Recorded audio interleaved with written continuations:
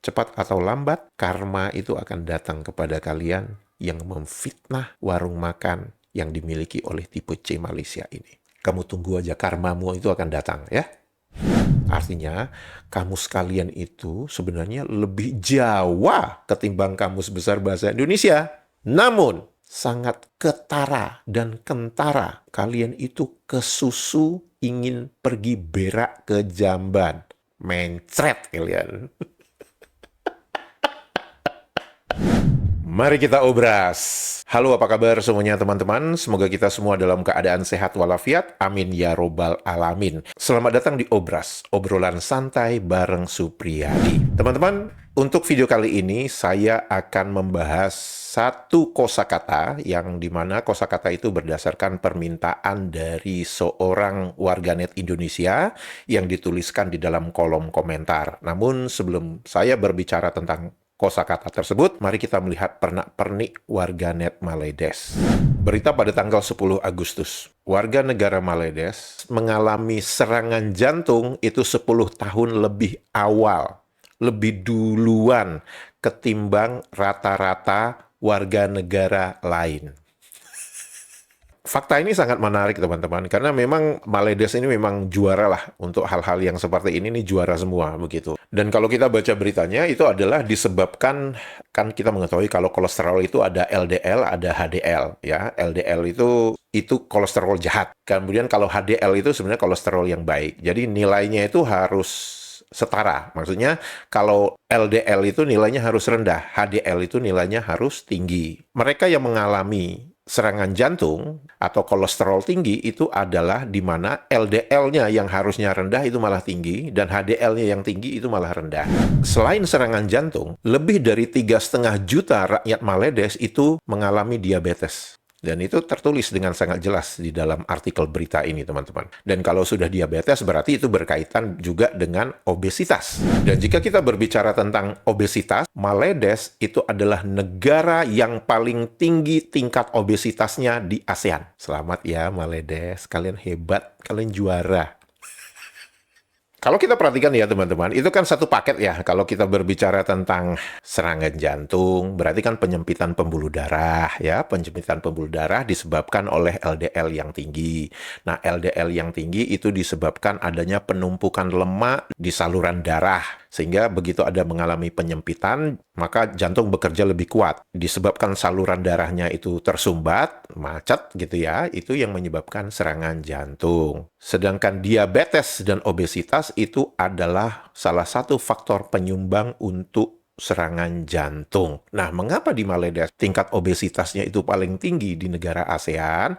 Karena di Maledes itu yang namanya nasi lemak, yang namanya teh tarik itu adalah budaya yang didaftarkan di UNESCO. Jadi, Maledes itu punya kepentingan untuk setiap hari makan nasi lemak dan minum teh tarik. Sebab kalau mereka tidak melakukan itu setiap hari, maka budaya yang sudah mereka daftarkan ke UNESCO itu menjadi sia-sia.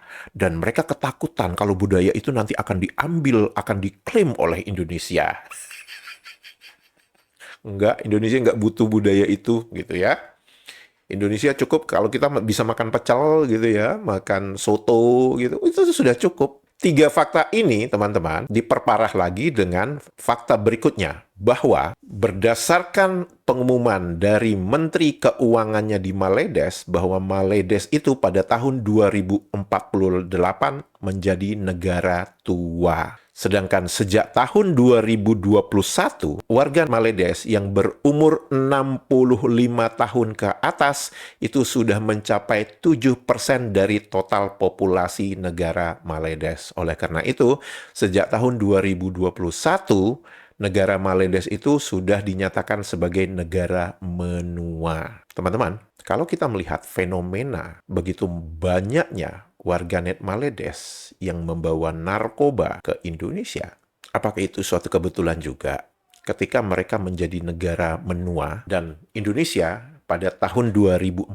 diproyeksikan mempunyai generasi muda yang paling banyak, artinya dalam usia produktif? Apakah ini suatu cara untuk menghancurkan generasi muda Indonesia? Yang dimana tahun 2045 Indonesia harusnya bisa menikmati ledakan usia produktif, namun bisa menjadi bom waktu, menjadi beban untuk negara kalau mereka menggunakan narkoba. Jadi oleh karena itu saya katakan bahwa pengiriman narkoba ke Indonesia itu bukanlah sebuah peristiwa yang acak. Itu ada desain besarnya, itu ada rencana besarnya. Kita mungkin tidak bisa menuduh secara langsung kepada mereka, tapi polanya itu terlihat. Ketika mereka pada tahun 2048, bahkan sekarang mereka sudah dinyatakan sebagai negara menua, sedangkan Indonesia pada tahun 2045 diproyeksikan menjadi negara dengan jumlah generasi muda produktif terbesar, bukankah itu menjadi ancaman untuk negara yang ada di ASEAN ini? Teman-teman bisa berasumsi, bisa membuat hipotesa, tapi kita bisa melihat pola-polanya itu seperti apa.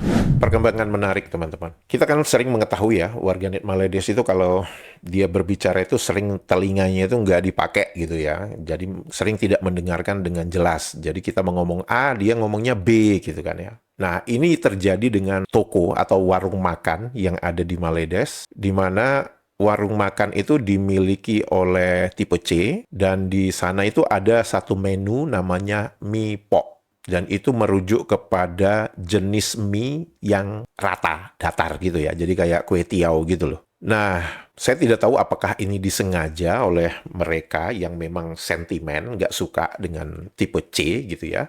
Sehingga ada beberapa oknum menyebutkan bahwa, oh, warung makan itu menghidangkan pork, babi. Ini menunjukkan apa teman-teman? Bahwa kemampuan mendengar mereka itu memang sangat minim. Pork dengan pork disamakan.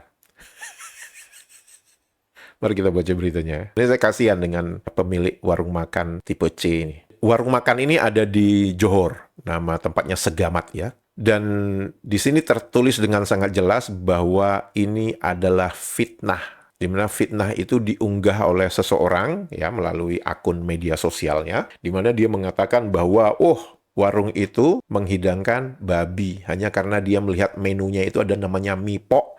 Lantas dia berasumsi bahwa pok itu sama dengan pork, sama dengan babi. Ini kan sama aja nih, orang yang membuat fitnah ini sedang menutup rezeki orang, memfitnah. Nama warung kopi di Segamat itu adalah Nanyang Coffee Shop. Ya, dia mengeluarkan pernyataan bahwa mereka tidak menjual babi atau menggunakan lemak babi dalam menyiapkan makanan yang mereka hidangkan di warung makan tersebut. Fitnah ini berdasarkan asumsi di mana menu di dalam warung makan itu ada yang namanya mie pok sup. Nah, mereka yang menyebarkan fitnah ini berpikir bahwa pok itu sama dengan pork, babi. Dan yang menarik teman-teman bahwa orang yang mengunggah video dan memfitnah warung makan ini tidak pernah makan di tempat ini. Ini kan artinya fitnahnya kejam banget ya. Kamu memfitnah sebuah warung makan dengan mengatakan, oh dia jual babi, karena kamu melihat itu ada tulisan mie pok. Padahal maksudnya pok itu bukan pork. Kamu menzolimi orang. Atau kamu merasa, oh nggak apa-apa, kalau yang dizolimi itu tipe C gitu. Kalian jahat. Jadi kalau saya ingat ya film Ada Apa Dengan Cinta kedua gitu. Rangga, apa yang kamu lakukan itu jahat. Si pemilik warung makan itu menyatakan bahwa alasan si warganet Maledes mengunggah video itu adalah karena dia hanya ingin mendapatkan viewers. Artinya apa? Yang mengunggah video yang menyatakan mie pok itu sama dengan pork, babi, itu miskin. Karena itu dia perlu viewers yang banyak sehingga sanggup memfitnah warung makan ini. Dan saya jadi teringat pernyataan yang dibuat oleh vlogger Malaysia yang bernama Raja Petra. Beliau sudah almarhum. Mari kita dengarkan bersama-sama. Orang Melayu ni menghadapi satu penyakit yang dipanggil denial syndrome. Orang Melayu susah nak terima kebenaran. Kalau apa yang kita kata tu bertentangan dengan sentimen mereka, pandangan mereka ataupun harapan mereka, mereka akan marah. Mereka akan maki kita, buat tuduhan macam-macam, macam-macam andaian. Semua yang fitnah. Tak betul. Tapi bagi mereka, biarlah fitnah pun. Biarlah bohong sekalipun. Asal dia orang boleh jawab apa kita kata dengan cara nak menyakiti hati, dia akan buat. Dan mereka tidak berhujah dengan logik atau rasional. Mereka tidak menjawab atau menafi pandangan kita dengan pandangan mereka. They don't rebut what we say with their own views. Dia cuma maki saja. That's it. So kalau apa yang saya cakap kesalahan, salah, apa yang betul? Okey, apa yang saya cakap ni tak betul. So yang betul yang mana? Nah, teman-teman, fakta yang menarik lagi adalah bahwa warung makan ini yang dimiliki oleh tipe C Malaysia ini mempunyai jumlah pelanggan tipe M sekitar 30-40%. Apa yang terjadi setelah video itu diunggah dan menuduh bahwa warung makan itu menghidangkan babi? Jumlah pelanggan dari tipe M-nya menurun drastis. Dan menurut saya memang itu tujuannya. Ini adalah sebuah kecemburuan menggunakan ras. Kamu sanggup memfitnah, kamu sanggup menutup pintu rezeki orang, dan kamu merasa bangga sudah melakukan itu. Mengapa? Oh, karena mereka tidak sebangsa dengan aku.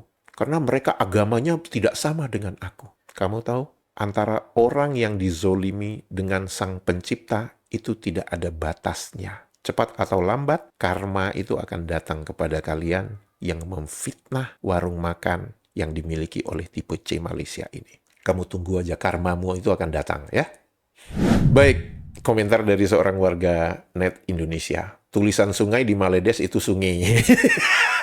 Oh ya, sungai Wang gitu kan. Makanya mereka begitu dituliskan mipok, mereka berpikirnya pork, babi gitu kan. Ya, mereka itu memang kalau dalam pengejaan kalimat itu dianggap remeh gitu ya oleh mereka. Kemudian komentar dari warganet Indonesia, Mas Pri, saya juga sering dengar mereka menggunakan kosakata ketara. Rasanya ini juga bahasa Jawa ya, ketoro kelihatan. Mohon cek di kamus kita versi Maledes, Mas. Matur nuwun.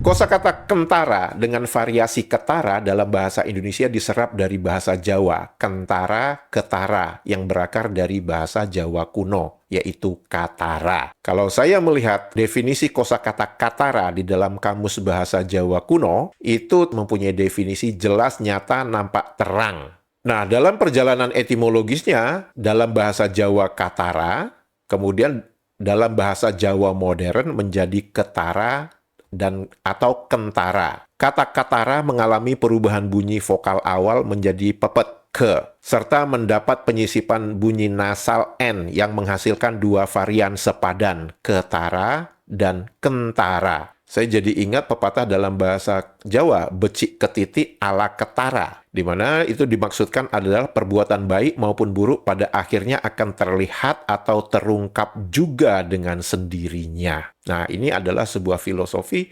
yang kembali merujuk kepada karma tadi, bahwa apapun perbuatan kalian, termasuk yang warganet Maledes yang memfitnah warung makan yang dimiliki oleh tipe C di Segamat itu, yang memfitnah bahwa warung makan itu menghidangkan babi, padahal yang dimaksud itu mie pok, bukan mie pork.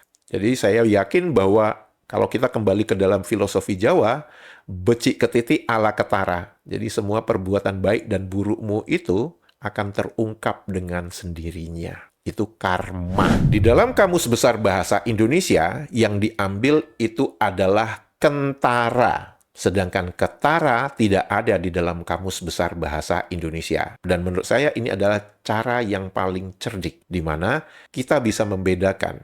Ketika mereka menggunakan kosakata kentara, berarti itu dalam bahasa Indonesia.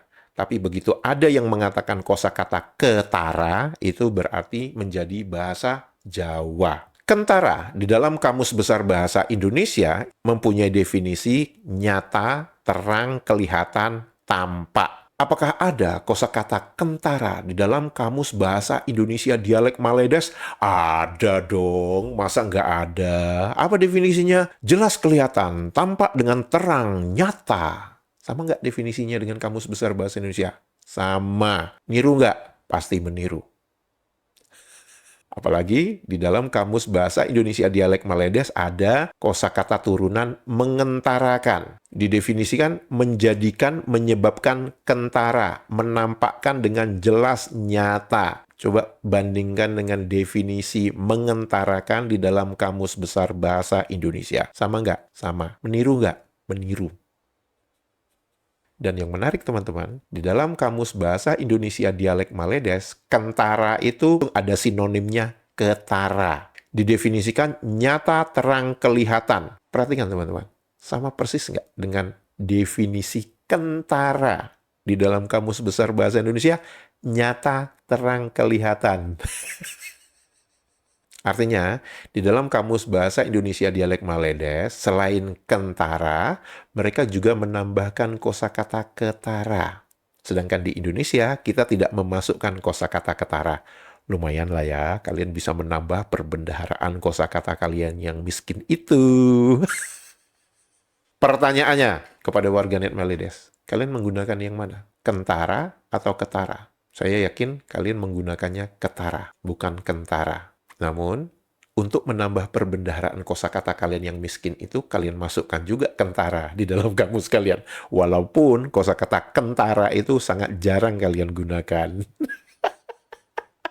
Ya, nambah satu lagi kosakata kalian, ya.